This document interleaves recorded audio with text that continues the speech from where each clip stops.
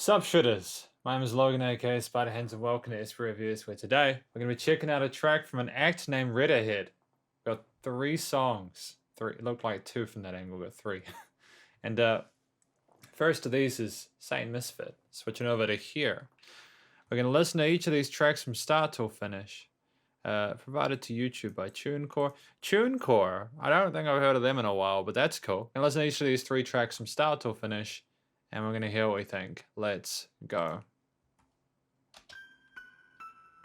Oh, piano on that C6 or C7 octave. Strings coming in. Okay. I'm digging, I'm vibing.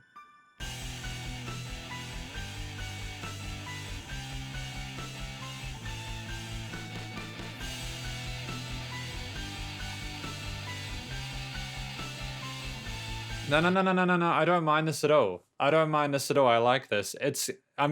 Sometimes I hear the guitars in the middle, and while I love what's happening with the rhythms and stuff, it can often be really, really cool to also have the guitars kind of pan to the side, so you have a much fuller kind of guitar sound.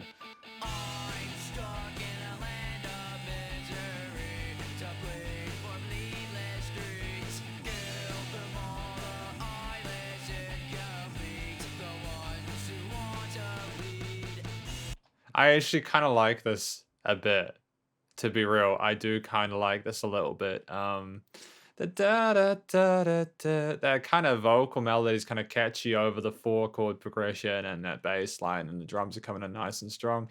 Having a piano start everything off, which is kind of dope as well.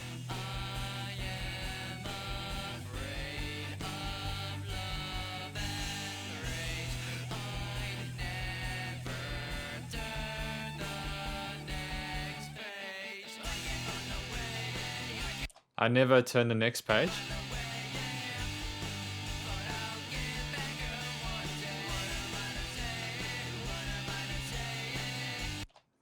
Nice. I like how raw the vocal performance is. I kind of dig it. There's been some thought put into these melodies though. They're kind of catchy. That's what you need from a hook, man.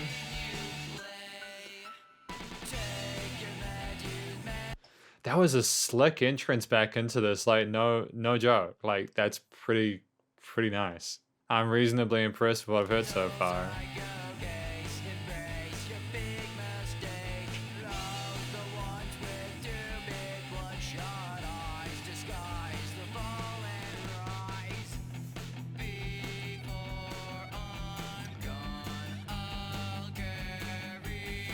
I love the attitude of the vocalist.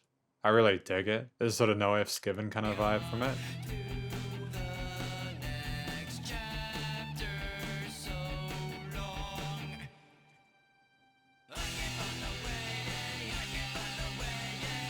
You got this kind of overdubbed kind of harmonized vocals in this chorus. You got these kind of octave chords in here, and kind of reminds you a lot of the sort of the mid-late 2000s kind of emo punk kind of stuff.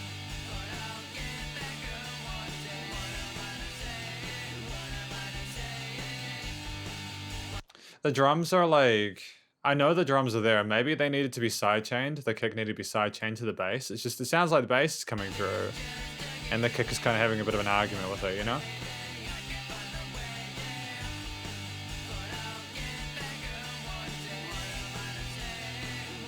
Are we double timing the chorus in this part?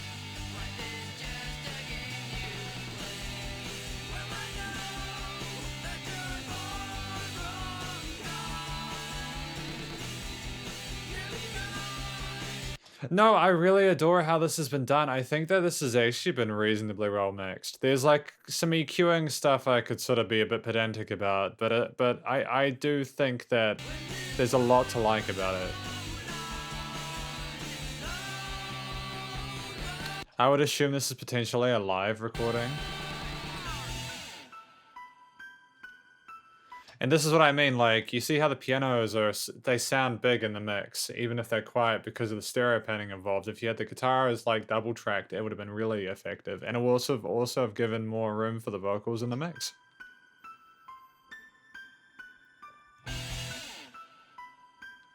Nice delay to those guitar parts as well there. Kind of reminds me of the Crazy Train riff. Ozzy Osbourne.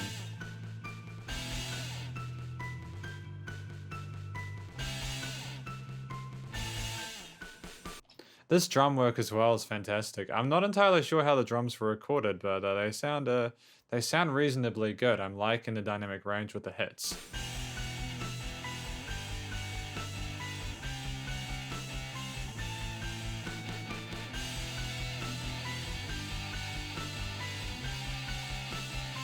And just have an instrumental section like this when there is that lead melody from the piano going on and those kind of guitars backing it up is a smart move.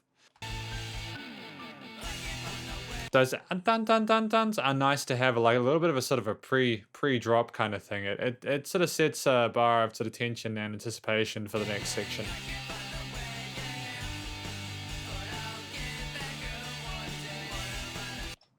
I can't find a way, but I'll get my girl one day. Is that right? What am I to say, right?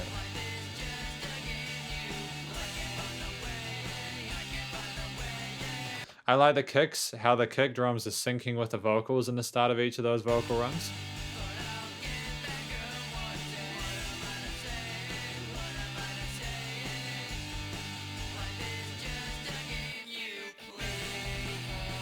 Double time, good. Good, good, good, good, good, good, good. I vibe with this, man. This is sick. Hell, I love the energy to this. There's sort of a desperation. There's sort of a desperation to the way the song is delivered, but at the same time, there's sort of like a hope that the games will end. That's the kind of impression I get from this. Like, again, there is sort of an overall sort of sadness to it, not least communicated via the album art, which I kind of dig the album art. It's kind of adorable. I love this dude down here. It's kind of sick. Aside from like some of the sort of panning stuff and some of the EQing stuff, I don't know. I think it might. To be fair, the EQing stuff is very, very subjective. It depends on what you're listening to the music on. Like I'm listening on these headphones and they sort of enhance certain frequencies, which is why I eventually have to buy a really, really expensive set of headphones so that I can give completely neutral reviews on that front. Because no use me saying, oh, there's a bass resonance somewhere if there's a bass resonance in my headphones. You know what I mean? The musical performance was extremely competent. The drumming, the guitar parts, the bass, all meshed really well together. There was a good chemistry with these instrumentalists, and the vocalist and the extra vocal takes were a nice addition. And now I've got my Phobia is alive, so turn that up. I know, but I don't care that it's all a dream. So you have got double takes for these vocal parts, cool. So you can throw away the strings that held me. Good job, like not just doing the lazy thing and duplicating them. It's good that you're like not allowing them to phase each other out.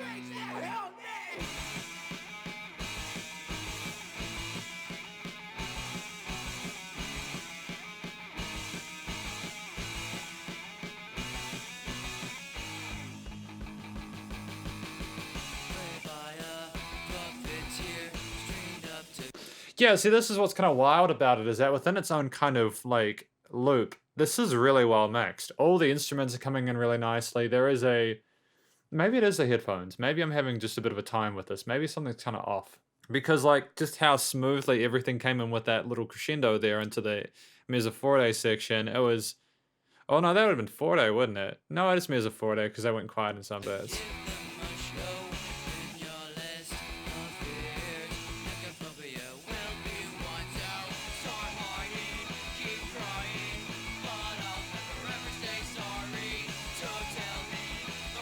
I'm liking how the lead line kind of combines with the drum parts with the snares and kicks and stuff.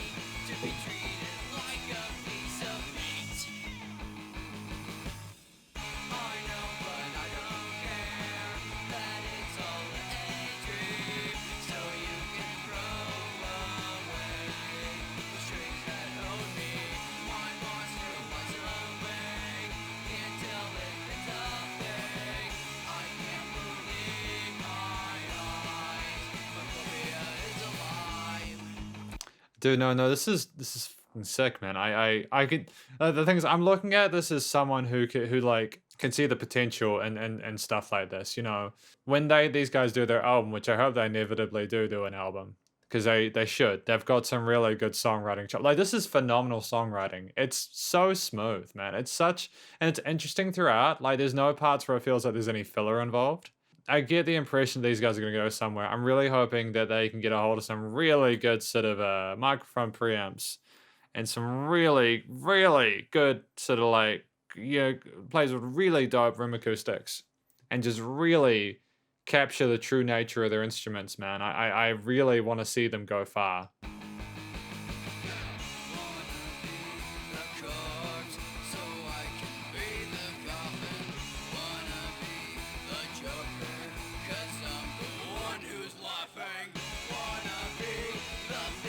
Yeah, I think that for the album, if they can pan these guitars to the sides, and I know I'm focusing on the studio aspect of it, but it's honestly because like I'm just loving listening to the music. The music is so well written. These lead guitars come in and every so often there's sort of like the self control with that on the part of the band. Just double checking the name of the band, eh? It's Redahead. I hope I said that properly in the intro, but Redahead is they're just really good musicians, man. The performance is tight. I mean, can you hear any mistakes? I can't. Like, you've got the bass rolling with the chords on the rhythm guitar and the drums and all that. You've got a consistent eighth note kind of groove on here.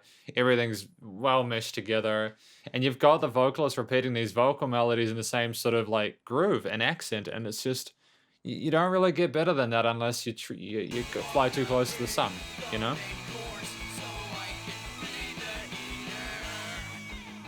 It's just the lyrics.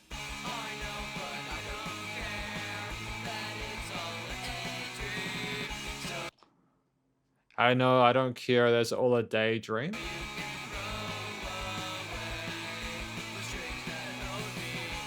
You throw away the strength that holds me. Okay, this sounds kind of wild.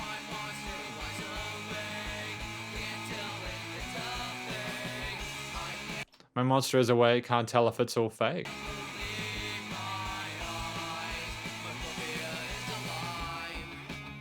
My phobia is alive or is a lie. That's dope. That's cool. So he's talking about like if this is all about his fear.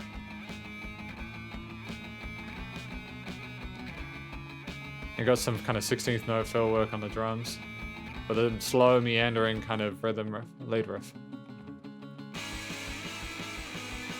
Like this, to know that you need to put a clean acoustic guitar part in there before that da da da da da da da da. That's experience. It's creativity and it's experience.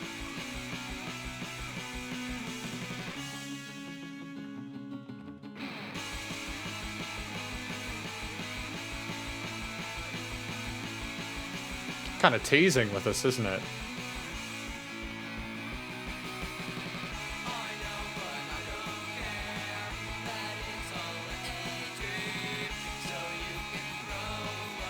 This is fucking sick, man. I dig this. No, I love this song. It's really cool, man. It's criminal that these guys aren't bigger than they are. No, like, I can understand. I think there's still like a place in the music industry for this kind of music. It was huge when I was a teenager, right? This kind of stuff. It was huge. Maybe that's why I'm kind of vibing to it a bit more. It's so cool there's been a return to it and that it's coming back.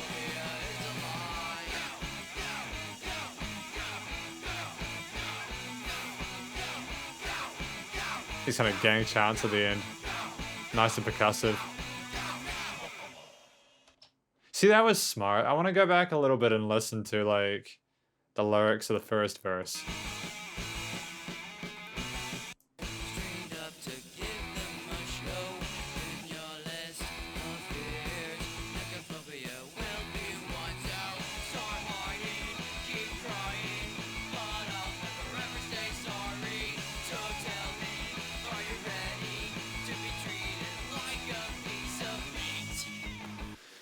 Oh, so is it about are you ready to be treated like a piece of meat? So is it about the phobia is of being a horrendous person, or the phobia is of being treated badly, or being abused, or something like that, or of turning into the monster that you always sought to avoid becoming. Is that kind of the vibe of this?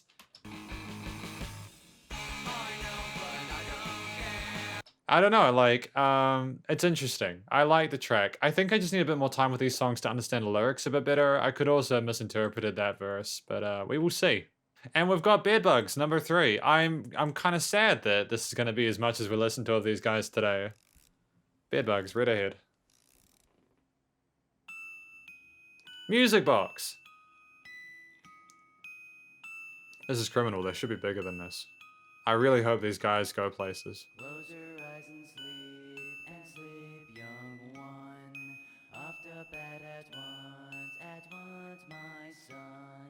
Terror in the night, nightmares lurking. It's not a good night. Like, see, I see what they're trying to do here. They're being really gentle to match the tonality and the gentleness of the music box. I get it.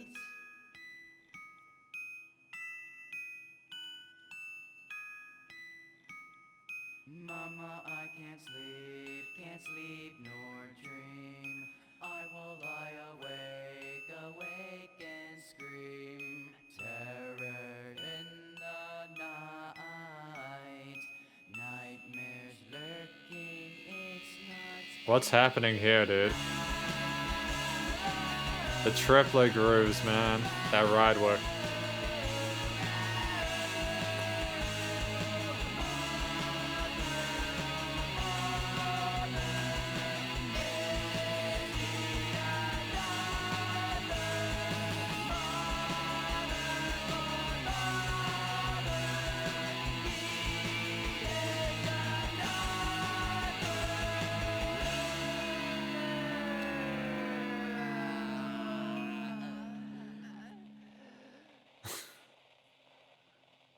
Mama, is she dead?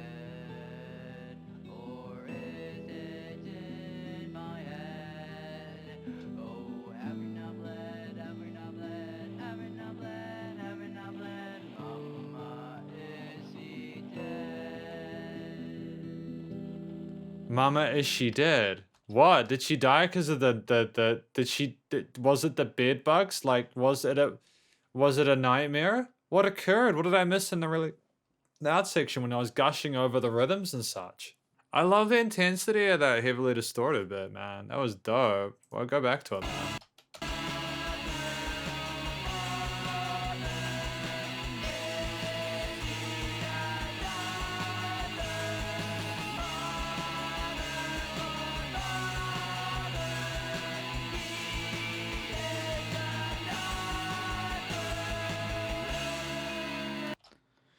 Another is the death, like the death of like someone preventing them from trying to sleep. Oh, I get it, bed bugs, because they're awake because of the phobia, and then the phobia is gone now and she's dead. Yeah, have I completely missed the point of this? I feel like I'm tripping out a little bit right now. Is she dead? Or is it in my head? Oh. Is this someone recovering from an abusive relationship and trying to make peace with themselves and struggling to move on from it? Again, I could be off the mark here, but that's kind of my interpretation of it. Now, if we look at each of these 3 tracks, saying Misfit, I'll get that girl one day, I'll get back here one day. Is this about, like, what is this song?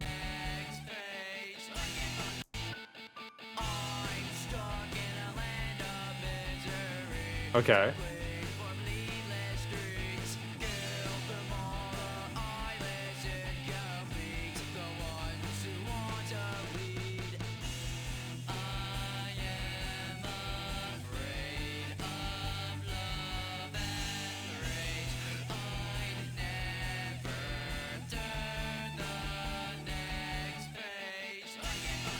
So they're adverse to the intricacies of love and the opposite of hate, and they don't want to get involved in all that.